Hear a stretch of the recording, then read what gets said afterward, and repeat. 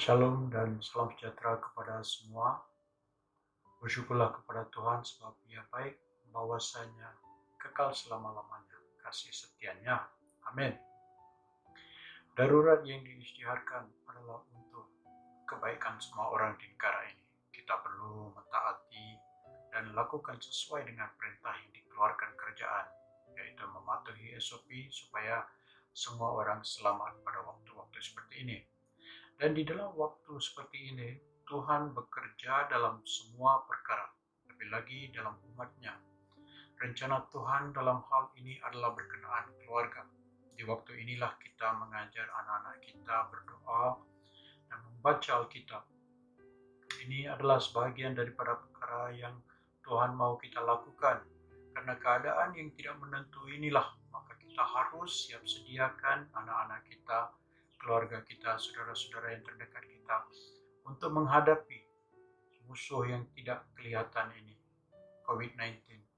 Ya, ada banyak lagi musuh yang tidak kelihatan, tetapi ini yang sangat ketara waktu ini. Firman Yesus, carilah dulu kerajaan Allah dan kebenarannya, maka semua itu akan ditambahkan.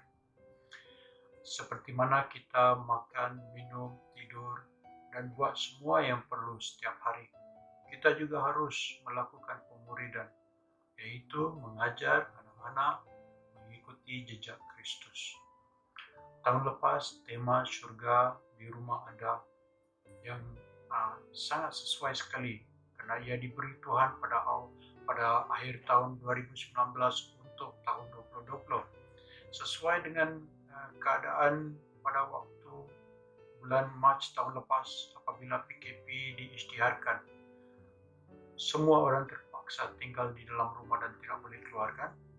Keluarga menjadi lebih dekat kepada Tuhan melalui keakraban dan silaturahim yang lebih erat. Kita akan menyeberangi batasan yang di depan kita.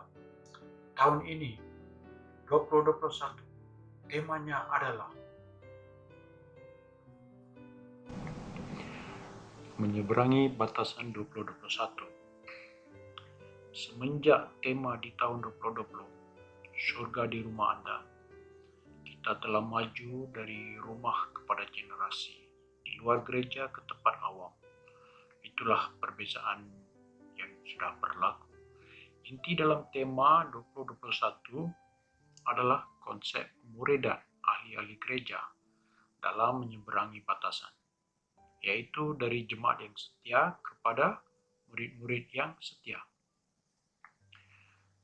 Menyeberangi batasan ini ada beberapa dimensi dan gambaran-gambaran menyeberangi batasan ini diambil dari kitab Yosua dan semua pelaksanaannya adalah dari kitab Efesus, terutamanya dari pasal 2 hingga 4. Dimensi iman oleh individu dan gereja yang tetap teguh dalam Tuhan yang hidup pada waktu sekarang. Di dalam kitab Yosua, tema menyeberangi batasan jelas kelihatan dari arahan Tuhan untuk menyeberangi Sungai Yordan. Ketakutan adalah batasan yang pertama yang Yosua perlu menyeberangi. Tuhan memesan kepadanya, kuatkan dan teguhkanlah hatimu. Yang kedua, ia harus memimpin tentera untuk menyeberangi Yordan sementara istri-istri dan anak-anak tunggu di tanah yang diberi Tuhan kepada Musa. Batasan kedua adalah mengenai menyeberangi dengan ketaatan, taat kepada Tuhan untuk rancangan kebangsaan, dan pada waktu yang sama keluarga mereka terjamin keselamatan mereka. Batasan ini adalah untuk melatih seisi rumah dan generasi masa hadapan di Israel untuk melayani Tuhan. Yang ketiga adalah menyeberangi batasan dengan mengambil bahagian dengan Tuhan dalam memiliki tanah kejayaan yang dijanjikan Tuhan kepada Yosua. Mereka menawan raksasa dan bangsa-bangsa lalu mewarisi tanah yang tidak dikerjakan dan tinggal di kota-kota yang tidak dibangunkan mereka. memakan dari buah anggur dan pohon zaitun yang tidak mereka tanam. Terdapat di dalam Yosua 24 ayat 13.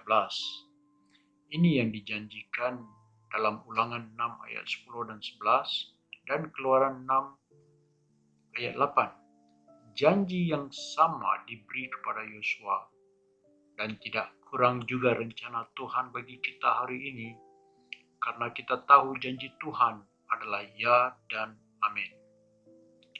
Haleluya. Tuhan mau kita bekerja bersamanya untuk mengambil balik dunia supaya ia mempunyai keluarga di atas bumi sama seperti di Taman Eden.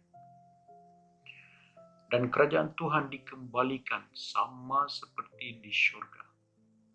Kerajaan dan kuasa dan kemuliaannya memenuhi seluruh bumi. Rencananya tidak pernah berubah, ia tetap sama. Yesus menjadikannya mungkin. Tetapi kita harus menyeberangi batasan-batasan pikiran dalam iman kita, supaya kita mentaati dan diberkati sejajar dengan Tuhan yang ada di surga. Bapak-bapak, ibu-ibu, teman-teman, saudara seiman, kita harus menyeberangi dua batasan ini, yaitu batasan ketakutan dan kurang keyakinan. Mungkin karena kejahilan tentang rencana Tuhan, mungkin juga karena menumpukan perhatian kepada kedagingan dan duniawi. Tetapi kita harus mengatasi kedua batasan ini.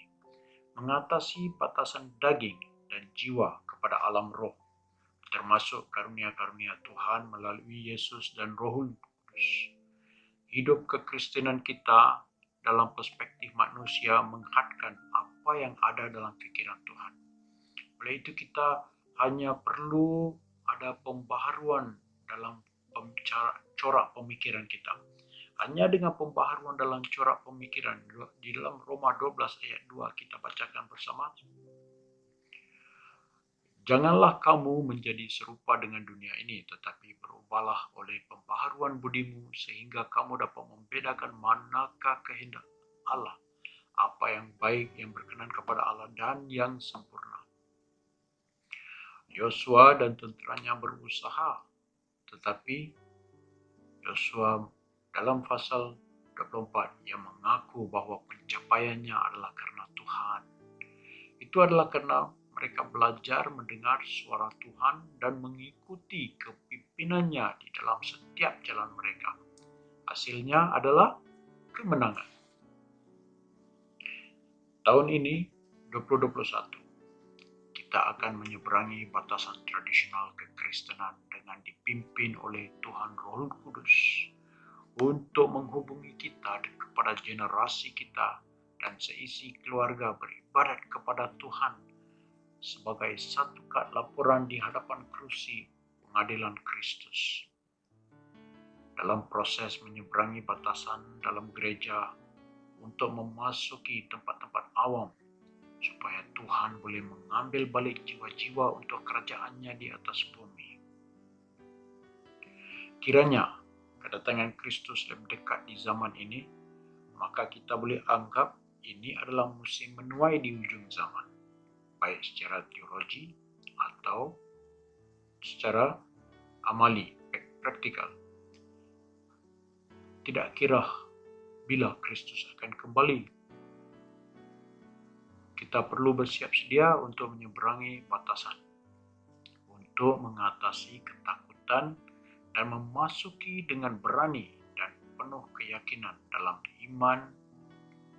Itu adalah yang harus kita lakukan. Dalam program penuaian ini, kita harus mengambilnya sebagai suatu proses dan gunakanlah semua karunia-karunia Tuhan Yesus yang diberikan kepada kita. Sambil kita belajar dalam proses ini, kita akan menjadi lebih matang dan menjadi seperti Yesus, anak Tuhan yang hidup. Akhirnya kita dan seisi keluarga, lelaki, perempuan, dan generasi kita seumur hidup dapat mengatakan, kami beribadat kepada Tuhan. sebab Dialah Allah kita. Bapak-bapak, ibu-ibu, dengar dengan teliti ya. Di tahun 2021, tema ini dibawa ke hadapan dari tema 2020, yaitu surga di rumah Anda. Menerusi strategi yang telah dibentangkan di atas tadi. Di masa dulu, gereja adalah pusat penginjilan, di mana penginjilan, pemuridan, dan pembangunan keluarga dijalankan. Ini menyebabkan umat gereja tidak bertekad dalam visi dan misi, walaupun mereka ingin digunakan untuk melayani Bapa. Tetapi sekarang kita melihat di tempat-tempat awam, dalam misionari dan pertubuhan-pertubuhan yang menjalankan pelayanan, itulah yang Tuhan mau semua orang lakukan. Oleh itu, gereja seharusnya membantu dan membekalkan umat gereja untuk memenuhi panggilan Tuhan dalam hidup mereka, sekaligus melihat berlipat gandakan generasi yang akan menjadi murid-murid Yesus yang akan melakukan pemuridan. Apabila mereka melakukan pemuridan di rumah dan di tempat awam secara tidak langsung, mereka tumbuh dalam rohani. Cara Tuhan menyediakan perantisan adalah dengan bekerja, menantikan Tuhan, dan sanggup belajar mentaati Tuhan. Sejajar dengan Dia dan pemimpin-pemimpin rohani, yaitu bapak-bapak, ibu-ibu, pemimpin-pemimpin gereja yang di atas kita semua. Firman Yesus dalam Markus 4 ayat 35. Yesus berkata kepada murid-muridnya, "Marilah kita bertolak ke seberang." Dan dalam pasal 5 ayat 1, lalu sampailah mereka di seberang danau di daerah orang Gerasa. Sama seperti waktu sekarang, ramai yang perlu mendengar tentang Yesus, tetapi ia harus bermula dari rumah kita. Karena pemuridan yang kita lakukan untuk anak-anak dan saudara-saudara seiman yang terdekat akan menyiapkan kita dalam penghasilan anak-anak yang mengikuti Yesus sebagai murid-murid yang sama seperti gurunya.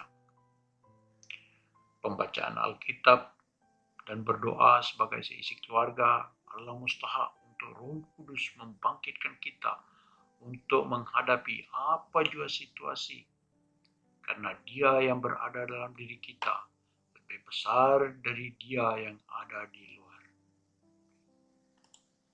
Amin.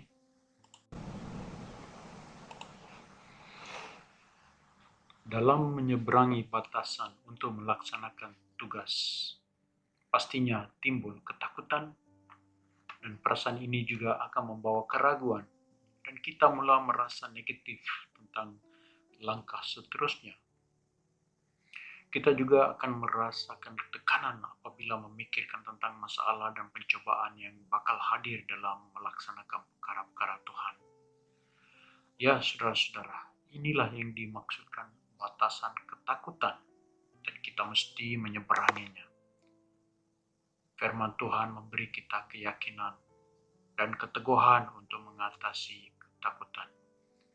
Kita baca dalam 1 Korintus bab 10 ayat 13. 1 Korintus bab 10 ayat 13.